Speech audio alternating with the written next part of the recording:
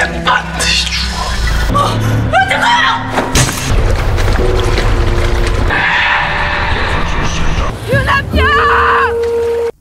guys, kali ini saya akan melanjutkan part 5 drama yang dirilis tahun 2018 berjudul The Guest. Ini part yang terakhir ya guys. Sebelum dimulai, subscribe, like, dan komen ya guys agar channel ini bisa lebih berkembang. Untuk yang belum nonton part 1-4, linknya ada di deskripsi ya. Bagaimana kelanjutan ceritanya? Langsung aja kita mulai. Di gereja Dongdo, Choyun menghadiri perjamuan kudus Pastor Yang dan menyadari Pastor Yang telah mengganti kutipan ayat Alkitabnya tanpa disadari oleh jemaatnya. Choyun berjalan ke depan. Dia membuang airnya sambil bilang ini hanya air biasa. Kemudian bertanya kutipan Alkitab apa yang dia baca dan kenapa dia tidak memakan roti perjamuannya. Kenapa dia menjadi Pak Gildo. Selanjutnya, Choyun memberitahu pastor yang lainnya bahwa pastor yang dirasuki roh jahat. Dia minta mereka untuk melihat Alkitab pastor yang. Pastor yang membela diri dengan mengatakan Choyun yang melakukannya karena mengidap masalah kejiwaan akibat pikirannya yang terobsesi dengan iblis setelah kematian Pastor Han. Choyun mengeluarkan salibnya kemudian berdoa. Pastor yang lainnya menghalanginya. Choyun mengatakan hati-hati dengan dia. Lalu dia merasakan dadanya sakit. Di tempat yang lain, Gilyong menghadiri acara tangan berbagi. Gilyong beralasan ingin bertemu dengan Pastor Yang pada Pak Hongju. Tiba-tiba terdengar seorang wanita teriak. Dia bilang Pak Hongju menggunakan nyawa orang lain untuk tujuan politiknya. Wanita itu bernama Kim. Suster Kim dulunya adalah anggota tangan berbagi. Gilyong menemuinya. Dia memberitahu akan menangkap Pak Hongju. Di rumah Suster Kim, dia memberitahu bahwa Pak Hongju menggunakan anggota tangan berbagi agar terpilih pada pemilu. Dia kemudian menghidupkan rekaman suara Pak Hongju. Saat bertemu dengan Pak Hongju, dia selalu merekam semuanya. Lalu, dia memberikan bukti Pak Hongju menggelapkan sumbangan tangan berbagi. Sementara itu, Hwa Pyong mencari Yu Guang. Dia mendapat informasi dari Gilyong terakhir ponselnya digunakan di Gyeongjin. Dia mencarinya hingga malam. Tiba-tiba dia melihat Yu Guang melambaikan tangannya. Dia menghampirinya, namun Yu Guang menghilang. Hwa Pyong melihat apa yang terjadi pada Yu Guang.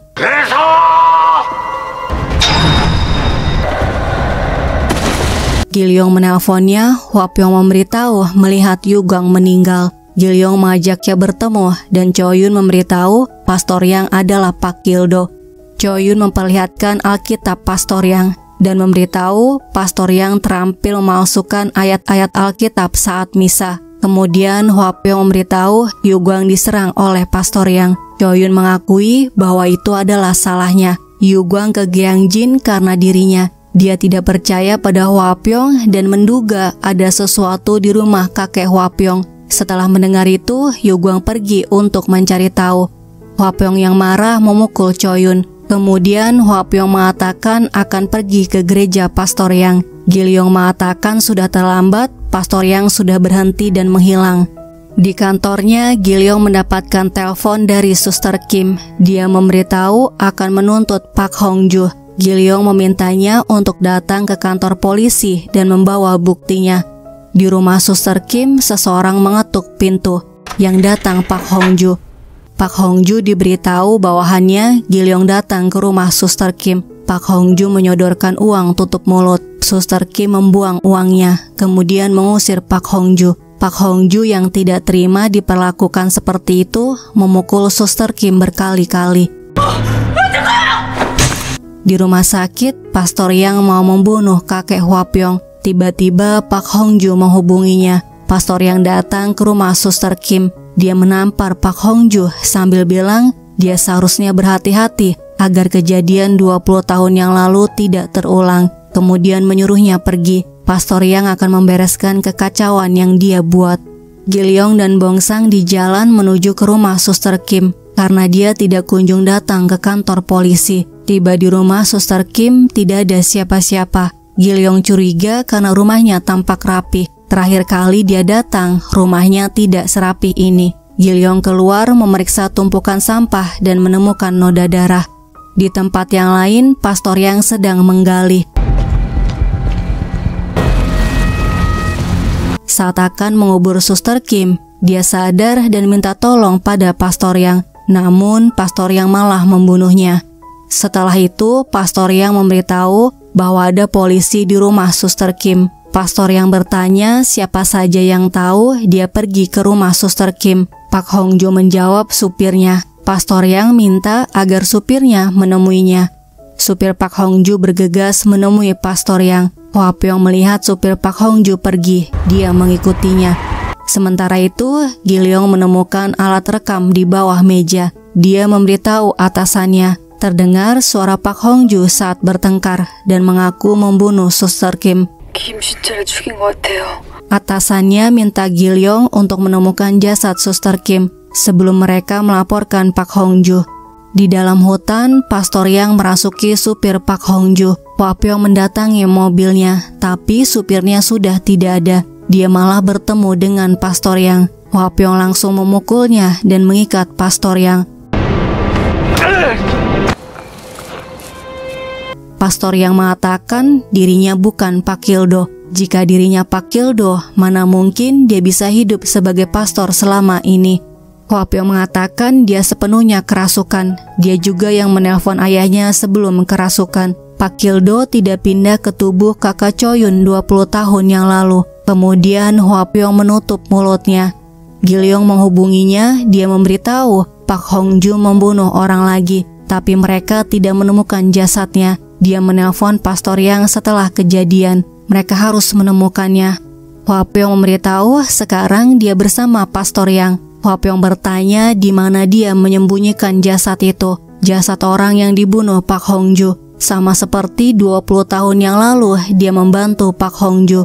Pastor Yang mengatakan domba yang hilang akan pulang kembali. Dia pasti ada di rumah.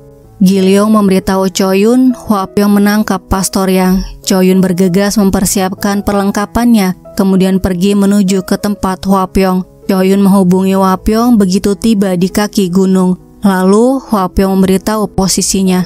Sementara itu di rumah Suster Kim, detektif menemukan dia sedang minum. Gilyong dan Bongsang tiba. Mereka semua melihat Suster Kim mengakhiri hidupnya. Sementara Hwa Pyong diserang oleh supir Pak Hongju yang kerasukan.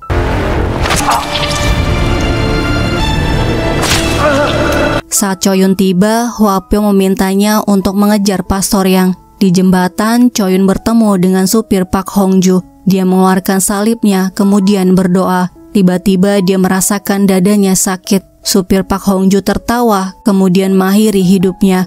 Di rumah sakit, Hwa Pyong sadar. Gilyong dan Choyun masuk menanyakan keadaannya. Setelah itu, Hwa Pyong menghubungi kerabatnya yang menjaga kakeknya selama di rumah sakit. Dia memberitahu kakeknya pindah ke rumah sakit lain kemarin. Orang itu bilang Hwa Pyong dan kakeknya sudah tahu. Hwa Pyong bertanya siapa yang datang. Dia menjawab Pastor Yang. Hwa Pyong mengatakan Pastor Yang menculik kakeknya. Dia harus mencarinya. Choyun melarangnya pergi. Gilyong dan polisi sedang mencari kakeknya. Hwa Pyong bertanya bagaimana dengan Pak Hongju. Apakah dia bertemu dengan Pastor Yang? Choyun memberitahu Pak Hongju sedang pergi ke luar negeri. Terlihat Pastor Yang sedang berhenti mengisi bensin. Saat memberikan struk, Pastor Yang menyentuh tangannya sambil bilang dia membutuhkannya untuk menuntun mereka. Sementara itu mereka bertiga menuju ke Gyeongjin mencari Pastor Yang. Hwa Pyong teringat pernah bertanya pada Yu Guang apa yang harus mereka lakukan untuk mengusir Pak Kildo. Adakah cara lain selain pengusiran setan? Yu Guang memberitahu cara terbaik untuk menangkap Pak Kildo adalah jika orang yang dirasuki olehnya mengakhiri hidupnya. Setelah roh Pak Kildo masuk ke dalam tubuh seseorang, mereka harus mengunci roh itu dengan mantra khusus. Kemudian orang itu mengakhiri hidupnya. Hwa Pyong minta Yu Guang untuk mengajari cara menggunakan mantra itu. Tiba-tiba Hwa Pyong mendapatkan penglihatan. Kemudian memberitahu mereka seseorang kerasukan dan membunuh. Mereka datang ke pom bensin itu. Polisi sudah ada di TKP. Remaja itu menghadang mobil mereka, kemudian menunjukkan arah jalan. Hwa Pyong mengatakan dia ingin mereka pergi ke sana, ke tempat Pak Kildo. Di pinggir jalan, sebuah mobil mogok. Supirnya sedang memperbaikinya, sedangkan penumpangnya asik karaoke dan tertawa. Pastor yang berhenti merasuki supir itu. Setelah pastor yang pergi, supir itu membunuh semua penumpangnya. Hwa Pyong melihat kejadian itu. Mereka tiba di TKP. Polisi melarangnya mendekat. Hwa Pyong mengatakan semua penumpang di mobil itu tewas. Kemudian mereka melihat supirnya menunjukkan arah jalan. Hwa Pyong mengatakan dia bicara padanya. Pak Kildo ingin dia datang. Supir itu menunjuk ke arah timur laut. Setelah itu, supirnya mengakhiri hidupnya. Di rumah sakit Seongrim, Pastor Yang bertemu dengan direktur rumah sakit. Dulu, mereka berdua pernah bekerja bersama di sebuah organisasi amal, jadi mereka kenal dekat. Dia bertanya siapa pria tua yang dibawa Pastor Yang. Pastor Yang memberitahu dia adalah kakek seorang anak kenalannya. Salah satu karyawannya masuk, memberitahu polisi Oh ingin bertemu. Polisi Oh menanyakan apakah dia mendengar mengenai penculikan yang dilakukan oleh seorang pastor. Pastor yang keluar, dia merasuki semua orang. Sementara Hwa Pyong melihat papan nama desa Dukyong dekat laut Gyeongjin. Pada malam harinya, direktur rumah sakit itu bersikap aneh. Mereka datang ke rumah direktur itu. Gilyong menunjukkan ID-nya, kemudian bertanya apakah dia bertemu dengan pastor yang belakangan ini. Dia menjawab tidak pernah bertemu dengannya sejak 20 tahun yang lalu. Hwa Pyong turun dari mobil. Dia izin untuk menggunakan kamar mandinya. Direktur mengatakan sekarang bukan waktu yang tepat. Hwa Pyong langsung mendorongnya, kemudian mereka memborgolnya. Istrinya keluar, Gilyong memberitahu bahwa dia polisi, kemudian mengajak mereka masuk ke dalam kamar. Choyun merasakan dadanya sakit, dia lari keluar. Hwa Pyong mencarinya, dia melihat dada Choyun. Hwa Pyong bertanya apakah ini karena ramalan orang yang kerasukan. Gilyong berusaha menenangkan wanita itu, kemudian bertanya apakah dia tahu mengenai Pastor Yang. Wanita itu memberitahu hari ini Pastor Yang datang ke rumah sakit Seongrim, tempat suaminya bekerja. Dia membawa pasien tua yang tidak sadarkan diri. Tiba-tiba terdengar sirene mobil polisi. Gilyong melihat polisi datang. Dia melakban mulut direktur. Wanita itu tadi menghubungi polisi karena takut pada suaminya. Kembali ke Hwa Pyong, dia minta Choyun memberitahu ramalannya. Dia akan membantunya. Choyun mengatakan pertama kali dia bertemu mereka, dia akan merasakan sakit ditusuk setiap malam. Saat dia bertemu dengan mereka untuk kedua kalinya, dia akan mendapatkan luka di sekujur tubuhnya. Saat dia bertemu mereka untuk ketiga kalinya, dia pasti akan mati jika melakukan pengusiran setan. Di dalam rumah, Gilyong melarangnya membuka pintu karena polisinya menggedor pintu dengan sangat agresif. Tiba-tiba polisi itu memecahkan kaca, kemudian Gilyong memukulnya. Mereka berkelahi, lalu Hwa Pyong membantunya. Dan Choyun menempelkan salib pada polisi itu. Polisi itu mendorong mereka. Choyun tidak sadarkan diri karena terbentur. Choyun sadar di dalam mobil. Hwa Pyong memberitahu mengikat polisi itu dengan direktur, sementara keluarganya disembunyikan di tempat lain. Mereka tiba di rumah sakit Seongrim. Terlihat tidak ada orang. Mereka berpencar untuk mencari Pastor Yang. Gilyong menghampiri Hwa Pyong. Hwa Pyong memberitahu jika Choyun melakukan pengusiran setan lagi, dia mungkin akan mati. Meskipun mereka menemukan Pastor Yang, Choyun tidak boleh melakukan pengusiran setan. Dia mendengar ramalan orang yang kerasukan. 2 dari 3 hal terbukti benar. Yang terakhir, dia akan mati jika melakukan pengusiran setan.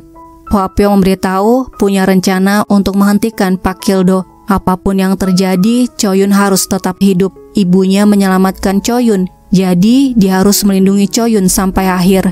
Sementara itu, Choyun menemukan Pastor Yang. Dia mengeluarkan salibnya. Tiba-tiba dia merasakan dadanya sakit. Kemudian Pastor Yang mengatakan akhirnya sudah dimulai. Terlihat di desa orang-orang kerasukan berjalan dan mulai menyerang orang-orang. Choyun mengatakan, mari pergi bersama ke neraka. Choyun menunjukkan salibnya, kemudian berdoa. Hwapyong menghentikannya, dia memberitahu ada cara yang lain. Hwapyong minta dia membebaskan Pastor Yang, kemudian menyuruhnya masuk ke dalam tubuhnya. Choyun bertanya apa yang dia lakukan. Hwapyong memberitahu semuanya akan baik-baik saja. Pastor Yang mengatakan mereka anak-anak yang menyedihkan. Mereka semua selamat 20 tahun yang lalu, tapi sejak saat itu mereka jatuh ke dalam perangkap. Semua adalah rencana dan permainannya. Nasib mereka tidak akan berubah walaupun mereka membunuhnya. Mereka tidak akan pernah lolos dari perangkap itu yang akan mengikuti mereka sampai mati. Karena itu adalah kutukan yang tidak bisa dihapus. Kemudian Pastor Yang mengakhiri hidupnya. Orang-orang yang kerasukan sadar. Choyun mendoakan Pastor Yang. Gilyong memeriksa penduduk desa dan Hwapyong menemukan kakeknya. Gilyong tidak percaya Pak Kildo sudah pergi. Hwapyong memberitahu apa yang dikatakan Yu Guang. Jika orang yang kerasukan mati atau mengakhiri hidupnya, roh akan pergi ke tempat asalnya. Hwapyong akan tinggal untuk merawat kakeknya dan memeriksa apakah Pak Kildo benar-benar sudah menghilang. Sementara mereka berdua kembali ke kota Sangyong. Di rumah sakit, Hwapyong melihat tangan kakeknya bergerak. Dokter memberitahu kakeknya mengalami henti jantung panjang, menimbulkan kerusakan otak. Suatu keajaiban, dia masih hidup. Hwapyong memberitahu Gilyong kakeknya sudah sadar, tapi tidak bisa menggerakkan tubuhnya, jadi dia harus mendampinginya. Dia minta bantuan Gilyong untuk membawakan barang-barangnya dari rumahnya. Setelah membaringkan kakeknya, Hwapyong datang ke laut. Dia bicara pada Yu Guang dan berjanji akan menemukan jasadnya apapun yang terjadi. Sementara itu, Choyun sedang berada di desa Dukyong. Dia datang untuk memeriksa orang-orang yang kerasukan. Choyun memperlihatkan salibnya pada polisi Oh, kemudian bertanya apa yang dia rasakan. Polisi Oh mengatakan dia merasa agak sakit, lalu membuangnya. Gilyong sedang di rumah Hwapyong membereskan barang-barangnya yang akan dibawa. Dia membuka kulkas, mengambil makanan yang diberikan oleh kakek Hwapyong. Choyun memberitahu setan-setan yang dikendalikan Pak Kildo masih ada di dalam para penduduk desa. Pak Kildo belum pergi. Gilyong terkejut mendengarnya hingga menjatuhkan toplesnya. Dia melihat kepala burung hitam. Mereka harus menemui Hwapyong sekarang. Sementara Hwapyong melihat sesuatu di rumahnya. Tiba-tiba hujan turun. Dia ke belakang rumahnya. Dia melihat Yu Guang menggali tanahnya. Hwapyong menemukan jasad yang dikubur. Ada foto kakek dan dirinya. Di mobil, Choyun melihat foto Pastor Yang dengan anggota tangan berbagi. Dia menemukan kakek Hwapyong berdiri di belakang. Di depan rumah, kakeknya mengajak Hwapyong makan. Hwapyong mengatakan kakek adalah Pak Kildo. 20 tahun yang lalu, dia keluar dari tubuhnya dan masuk ke kakeknya. Dia memberitahu tidak keluar dari tubuhnya dan menyuruhnya untuk mengingatnya. Dulu Pak Kildo merasuki kakeknya. Jika kakeknya tidak mau, dia akan merasuki Hwapyong. Suatu malam, kakek menggali tanah dan menemukan jasad Pak Kildo. Tiba-tiba terdengar ibu Hwapyong memanggil nama Hwapyong. Hwapyong melihat kakeknya yang kerasukan membunuh ibunya. Kemudian kakek mengubur jasad Pak Kildo di belakang rumahnya. Saat itu neneknya melihatnya dan kakek membunuhnya. Jadi ibu dan neneknya dibunuh oleh kakeknya yang kerasukan Pak Kildo. Sejak awal Hwapyong tidak pernah kerasukan. Pak Kildo tidak pernah memasuki tubuhnya. Hwapyong adalah cenayang yang kuat dan istimewa. Jadi dia selalu bereaksi padanya walaupun tidak kerasukan. Hwapyong bisa melihat sosoknya yang sebenarnya, walaupun dia berada di tubuh kakeknya. Hanya setelah pengusiran setan itu, Hwapyong tidak bisa melihatnya lagi dan juga kehilangan ingatannya. Hwapyong bertanya bagaimana dengan Pastor Yang. Kakek memberitahu menemui Pastor Yang setelah kerasukan. Pastor Yang adalah putra kedua dari Lee Chulyong, orang yang pertama kali kerasukan. Pak Kildo menganggap Pastor Yang sebagai putranya. Iman Pastor Yang goyah, dia menyerah dan bersedia melayaninya. Pak Kildo tidak merasuki Pastor Yang dan semua orang-orang di tangan berbagi Pak Kildo yang merasukinya dalam wujud kakek. Kemudian Pak Kildo memperlihatkan dirinya pada Pak Hongju dan dia menyukainya. Begitu Pak Hongju berkuasa, dia akan mengubah dunia ini menjadi mimpi buruk. Hwa Pyong bertanya kenapa dia membunuh ayahnya. Pak Kildo mengatakan harus membuat Hwa Pyong sedih dan frustasi agar dia bisa masuk ke dalam tubuhnya yang mempunyai kekuatan yang dahsyat dan tidak terbatas. Dia sudah menunggu selama 20 tahun agar Hwa Pyong sedikit demi sedikit retak karena kesedihan dan rasa frustasinya. Kemudian Pak Kildo melukai tubuh kakeknya agar Hwa Pyong merasakan keputusasaan dan semakin retak. Hwa Pyong minta Pak Kildo masuk ke tubuhnya dan jangan mengganggu kakeknya. Pak Kildo mengatakan itu yang dia inginkan. Dia sudah menunggu selama 20 tahun untuk mendengarnya. Sementara itu, Choyun memberitahu Gilyong sudah sampai di rumah Hwa Pyong. Terlihat Hwa Pyong menulis mantra khusus sambil terus membaca mantra itu. Choyun memanggil Hwa Pyong. Hwa Pyong melarangnya mendekat karena Pak Kildo ada di dalam tubuhnya. Dia memberitahu menulis mantra di tubuhnya yang diajarkan Yu Guang. Mantra ini akan mengurung Pak Kildo. Choyun terkejut, Hwa Pyong akan mati bersama Pak Kildo. Hwa Pyong mengatakan hanya ini pilihan yang tersisa. Dia harus mengakhirinya, kemudian minta maaf pada Choyun atas apa yang terjadi pada keluarganya. Hwa Pyong juga minta Choyun untuk menyampaikan permintaan maafnya pada Gilyong dan merawat kakeknya. Kemudian dia mengakhiri hidupnya. Namun Pak Kildo berusaha menahannya. Choyun berusaha menyelamatkan Hwa Pyong, tapi dia bukan tandingan Pak Kildo. Hwa Pyong sadar dia berusaha melawan Pak Kildo di dalam dirinya. Hwa Pyong melepaskan Choyun, kemudian dia lari. Setelah Choyun sadar, dia mengejarnya. Gilyong melihat Hwa Pyong lari, dia mengejarnya hingga ke laut dan membawanya ke tepi. Pak Kildo mengatakan dia senang ada di tubuh Hwa Pyong yang penuh energi. Saat Pak Kildo mau membunuh Gilyong, Choyun menghalanginya. Dia menempelkan salib ke tubuh Hwa Pyong dan mulai berdoa. Dia memohon pada Tuhan agar melindungi Hwa Pyong.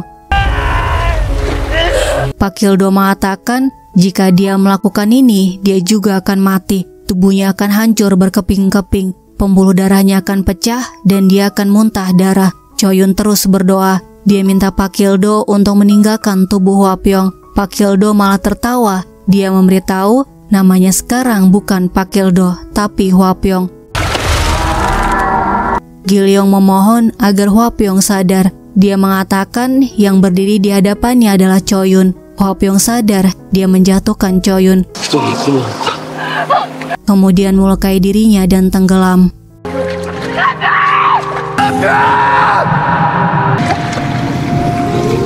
Choyun meraih tangannya, dia melanjutkan doanya. Hwa Pyong mengambil salibnya dan menyentuh tangannya, kemudian tenggelam lebih dalam. Gilyong terus mencari mereka. Dia berhasil membawa Choyun ke tepi. Gilyong memberitahu tidak berhasil menemukan Hwa Pyong. Beberapa hari kemudian jasad Yu Guang ditemukan. Di dekat jasadnya ditemukan sepatu Hwa Pyong. 1 tahun kemudian, Pak Hongju menjadi ketua anggota parlemen. Reporter mewawancarainya. Dia mengatakan partainya akan bekerja untuk kaum minoritas dan orang lemah. Setelah itu dia menerima telepon. Seseorang memberitahu bahwa ayahnya meninggal dunia. Mendengar kabar itu, Pak Hongju tertawa.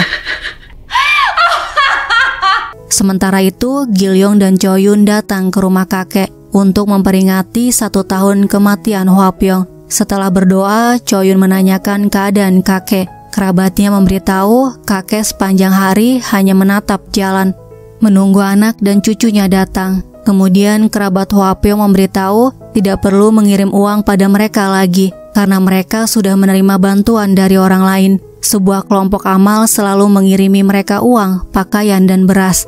Mereka mencari informasi siapa yang mengirim bantuannya. Choyun bertanya pada seorang pria, apakah dia yang mengirim paket bantuan untuk Muil kakek Hwa Pyong yang tinggal di Gyeongjin. Pria itu membenarkan, dia disuruh seorang pria mengirimkan paket itu. Setahun yang lalu, dia pergi memancing dan menolong pria itu yang nyaris tenggelam di laut. Pria itu tinggal di lingkungan ini seorang diri. Dia bilang tidak bisa kembali ke rumahnya karena dia belum yakin. Choyun dan Gilyong tiba di depan rumah itu. Mereka melihat Hwapyong keluar. Drama ini berakhir ketika mereka menatapnya dengan mata berkaca-kaca. Guys, terima kasih sudah melihat video ini. Sampai jumpa di video selanjutnya.